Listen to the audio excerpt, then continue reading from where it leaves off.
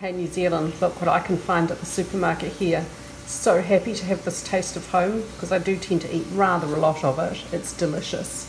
So this is a stick of butter. It is 100 grams. For the longest time I would come across these recipes that called for a stick of butter. I'm like, what is that? Because in New Zealand you only buy it in the 500 gram blocks, but this is a stick of butter. And when you buy a block, you can open it up and it's wrapped as 4 sticks of butter. So that's only 400 grams. What a rip-off, dude. But yeah, so this is all I can find at the supermarket, the one I go to here. Just one stick of very special, most delicious butter. Hi everybody, timing my video recording this week while the thunderclouds are rolling in, so you might hear some pretty cool thunder. God, I love the weather here. It's really spectacular. I love the rain, which is really good because there's a lot of it. I have some excellent news this week from Panama. The government is, I've just got some notes here because I need it. The government is going to start to open up the country, and they have a schedule. We actually have dates. For a very long time we've not really known what's going to happen and when it's going to happen, and this lockdown has been, I think, possibly one of the longest in the world. This week, Monday was the first day for I think 12 weeks that we could go out on our specified days according to gender at any time we liked for as long as we liked. It didn't change my behaviour at all, but it was slightly a freeing feeling to know that I could go out whenever I wanted to on my specific days. So this is the situation now in Panama. We still have a curfew, and we're still separated by gender as to what days we can go out. Women can go out Monday, Wednesday, Friday. Men can go out Tuesday, Thursday, Saturday. Pretty much supermarkets, pharmacies and hardware stores and the odd trade, like kind of construction trade kind of stores, are open. Everything else is closed. The malls are closed, the clothing stores are closed. If I want to buy any clothing, I've been buying some things online because otherwise, well, we only came to Panama with 3 weeks worth of supplies in our suitcases, and I'd be wearing some pretty worn t-shirts by now. It's been coming on 6 months. We're in our 6th month now.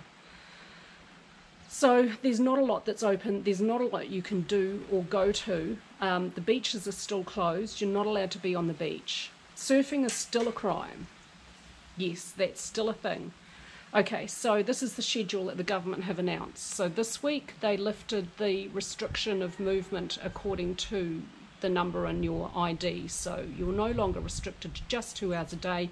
You can go out any time of the day that you like on your specified gender day. In another week and a bit, on the 7th of September, they are opening the following. They're opening construction, the special economic areas, the Colon free zone, and apparently there's other free zones as well. They're opening private marinas and sports fishing, randomly quite specific, tailors, dressmakers, shoe stores and car washes. Surfing will still be a crime. On the 14th of September, the mobility restrictions by gender will be lifted, and for the first time in many months, Caesar and I will be able to go out together. We'll be able to go for a walk together. We'll be able to go to the supermarket together, which will be really nice to have someone else who can speak the language help me find things, although I have been managing to get by actually okay on my rudimentary but slightly improving Spanish. There will be curfew from 11 PM to 5 AM except for Sunday, which will be full curfew for everyone the whole day, and no more salvoconductos will be required. But surfing will still be a crime. On the 21st of September, Federation sports activities, so that's like group sports activities but with no public, so no one in the stadium except for the players, so that will happen. But surfing apparently will still be a crime. On the 28th of September, the beach is open, and surfing will apparently then no longer be a crime. Retail, restaurants and national flights within the country, the national airports, will open. So the 28th of September is the date. when apparently I will be able to surf again, legally. On the 12th of October, curfew will be lifted. The airport for international flights will open. Tourism, libraries, swimming pools and some other random things will also be open. So essentially, full opening, apparently, on the 12th of October. So, apparently, surfing is still a crime, even though individual non-contact sports, quite specifically, are not a crime. Surfers are still being harassed by police. And this week I saw someone posting on social media some pictures and video of quite a small protest, the little surfing community in Punta Chame, which is east of where I am. Really good surf there, apparently. Like, oh yeah.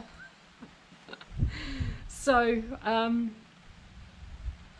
at this stage, it's been over 5 months. I haven't surfed since February when we left New Zealand. I came to Panama. The reason why we're here is to surf warm water, to escape New Zealand's winter. Yay, that's achieved. Haven't been able to surf. Still don't have surfboards, so, you know, surfing without surfboards is rather difficult. Here's some other good news on a more personal level this week. Well, we did find some second-hand boards we could have bought locally, but my only option was a 9'6" longboard, which would be super easy, like really easy for me to catch waves with, and that'd be great, except I'd be limited to taking that out on a 3-foot day would be tricky. I mean, I can do it, totally done that before, but I really wanted to move to something a bit smaller that is a little bit easier to take out on a bigger day. And so we found a surfboard shaper up in Bocas del Toro who Caesar spoke to via WhatsApp, and we're going to get him to make surfboards, and it's costing only slightly more than it would cost to buy second-hand surfboards here. They seem to hold their value really well. So hopefully in a couple of weeks I'll have a new surfboard. It'll be my Panama surfboard. I probably won't take it international travelling, and when we eventually one day, if we leave Panama, I'll just sell it for whatever I can get it for after having hopefully thrashed it. So that's really good news. So I think I'm going to have a surfboard before 28th of September, which is when the beaches open, and the police should stop arresting and fining surfers. So I feel like maybe I've got a once-in-a-lifetime opportunity here to get arrested for surfing. And I'm thinking I might do it. I'm thinking I'm gonna be going surfing soon when my board arrives, and if there are good waves, I'm gonna find it so hard to stand on the beach and just watch those waves break without me trying to ride them. So I've never been arrested in my life. I hope that thunder isn't an ominous warning of what I'm thinking of, but I'm thinking as a kind of a protest at this stage of this utterly, absurdly ridiculous situation where stand-up paddleboarding is a specifically permitted activity. Fishing is a specifically permitted activity. Group sports are specifically permitted, but surfing is a crime? Yeah, nah. I'm feeling like a protest surf is coming up in my future, people, so watch this space. The most law-abiding person in the world, possibly. Okay, maybe not totally, but you know what I mean, friends and family. Yeah, I'm pretty straight up, but surfing is not a crime, people. Never, ever, should ever be a crime anywhere. I feel so strongly on that. Okay, so this week's cocktail will follow. Thank you all for watching.